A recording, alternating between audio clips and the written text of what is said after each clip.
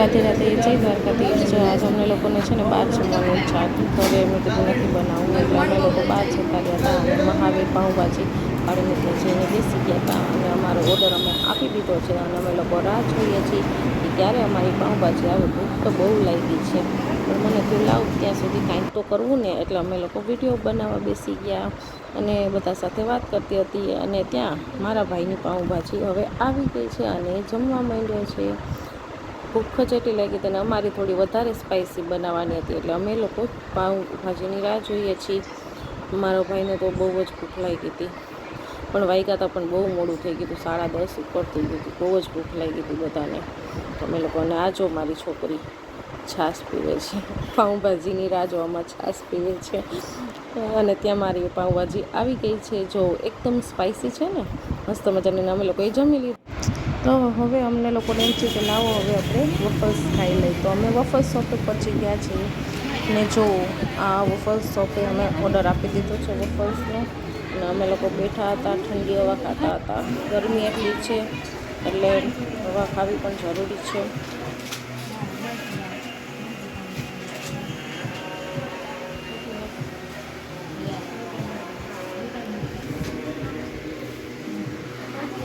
જો આ વાંકાનેરમાં વફલ્સ શોપ છે, નાસ્તા બજાર છે, ત્યાં પુલ દરવાજે નાસ્તા બજાર છે, ત્યાં વફલ્સ શોપ છે.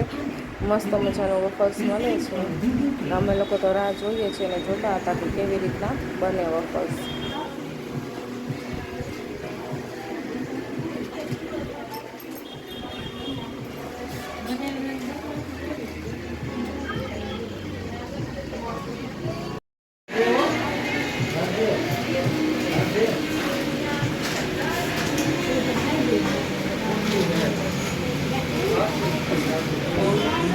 અમે લોકો ત્યાં બહાર બેસી ગયા છીએ હવે, અને જગ્યા ખાલી થઈ ગઈ એટલે હવે કીધું કે બહાર બેસી જઈએ. અમે બેસી ગયા છીએ. હું મારા ભાઈને કહું છું કે તું આવતો રહે, અહીંયા બેસ, અહીંયા ખુરશી છે તો શું કામ ઊભો છું. તો મારો ભાઈ કે ના, હું અહીંયા બરાબર છું, હમણાં આવી વફલ્સ પછી આપણે બધા ત્યાં બેસી જશે, એટલી વાર મને ઊભો રહેવા દે. તો એ ઊભો હતો. અને જો હવે થોડી વારમાં અમારું વફલ્સ આવવાનું છે. અને જો અમારું વફલ્સ હવે આવી ગયું છે. અને અમે જો મસ્ત મજાનું છે ને, એકદમ ચોકલેટથી ભરપૂર છે વફલ્સ. તમે એકવાર જે લોકોએ વફલ્સ ખાધું એને તો ખ્યાલ હશે જ, અને જે લોકોએ ના ખાધું હોય પ્લીઝ એકવાર ચોક્કસથી વફલ્સની ખાજો. તમે બહુ જ મજા આવશે. એકદમ ફૂલ ચોકલેટી હોય છે. જે લોકોને ચોકલેટ ભાવતી હશે એને બહુ જ મજા આવશે. અને જો આ મારો વાર આવ્યો છે. મેં કીધું મારે કેમ ખાવું. જો ચોકલેટ તો મને પણ બહુ જ ભાવે, એટલે મને પણ મજા આવી. અને અમે ત્યાંથી હવે નીકળી ગયા છીએ. અને જો આ અમારા વાંકાનેરની બજાર છે, પણ કોઈ નથી, બધા સૂઈ ગયા છે. અને અમે ઘરે જાય છીએ. તો હવે ફરી પાછા નવા બીજા બ્લોગમાં મળીશું. બધાને જય શ્રી કૃષ્ણ, જય દ્વારકાધીશ, રાધે રાધે, ગુડ નાઇટ.